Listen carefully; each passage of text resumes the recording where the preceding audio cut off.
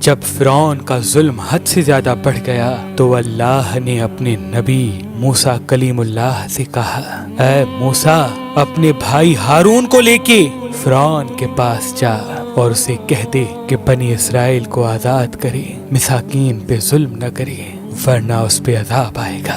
بس اللہ کے نبی موسیٰ علیہ السلام اپنے بھائی ہارون کو لے کے فرعون کی دربار پہنچتے ہیں اور کہتے ہیں، اے فرعون سن، میں اللہ کی طرف سے آیا ہوں۔ فرعون ہنس کے کہنے لگا، کون اللہ؟ یہاں کا تو رب میں ہوں۔ موسیٰ علیہ السلام فرمانے لگے، اے اپنے آپ کو خدا کہلانے والے، تیری حکومت تو ان چند لوگوں پہ ہے، لیکن حقیقی خالق وہ ہے جو مشرق و مغرب پہ حکومت کرتا ہے، جس نے زمین و آسمان کو پیدا کیا، جس کی سلطنت تلے چرند پرند زندگی بسر کرتے ہیں۔ فرعون زور زور سے ہنسنے لگا اور کہنے لگا کہ اے موسیٰ، کیا تو دیوانہ تو نہیں ہو گیا؟ اپنے کپڑے دیکھ، اپنی حیثیت دیکھ، نکل جاؤ ورنہ تمہیں میں قید کروا دوں گا۔ اللہ کے نبی موسیٰ علیہ السلام نے فرمایا، اے فرعون، اگر میں ابھی اللہ کی کوئی نشانی لے آؤں تو پھر تم بنی اسرائیل کو آزاد کرو گے، انسانوں پہ ظلم کرنا ختم کرو گے؟ فرعون کہنے لگا، کون سی چیز ظاہر کرنا چاہتے ہو؟ ظاہر کرو۔ بس اللہ کے حکم سے موسیٰ علیہ السلام نے اپنی عصا کو زمین پہ رکھا۔ جیسے ہی اس عصا کا زمین پہ رکھنا تھا، وہ اژدہا بن کے پورے محل میں پھرنے لگا۔ پھر اللہ کے نبی موسیٰ علیہ السلام نے اپنی بغل میں ہاتھ ڈال کے جیسے ہی باہر نکالا تو وہ چاند کی طرح روشن نظر آنے لگا۔ فرعون کے محل والے سب حیران ہو گئے۔ فرعون نے سوچا کہیں بغاوت نہ ہو جائے تو کہنے لگا، اے موسیٰ، کیا تو اس جادو کے زور سے میری سلطنت کو ختم کرنا چاہتا ہے، بنی اسرائیل کو آزاد کرنا چاہتا ہے؟ اے موسیٰ، یہ زمین جادوگروں کی زمین ہے اور میرے پاس اس سے بھی بڑے جادوگر موجود ہیں، کیوں نہ ایک مقابلہ کرتے ہیں؟ تو اپنا جادو دکھا، ہم اپنا جادو دکھاتے ہیں۔ اللہ کے نبی موسیٰ علیہ السلام نے فرمایا، اے فرعون، یہ جادو نہیں بلکہ اللہ کی نشانی ہے۔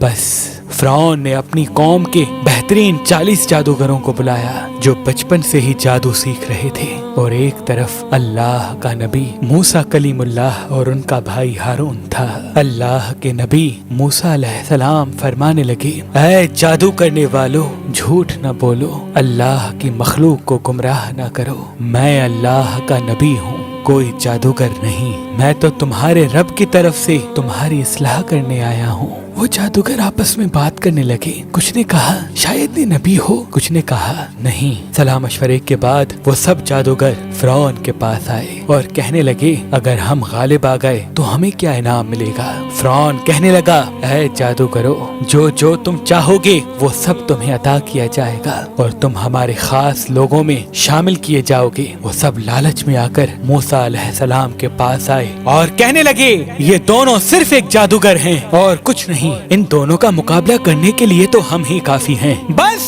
وہ 40 کے 40 جادوگر صف بنا کے موسیٰ علیہ السلام کی طرف بڑھنے لگے۔ تمام لوگ حیرت سے دیکھ رہے تھے اور کہہ رہے تھے کہ آج جو غالب ہو گیا بس وہی سچا ہے۔ پھر وہ جادوگر کہنے لگے، اے موسیٰ، پہلے تم اپنی نشانی ظاہر کرو، پھر ہم تمہیں دکھائیں گے کہ ہم کیا ہیں۔ اللہ نے موسیٰ پر وحی کی کہ اے موسیٰ، پہلے ان کو اپنا جادو دکھانے دے۔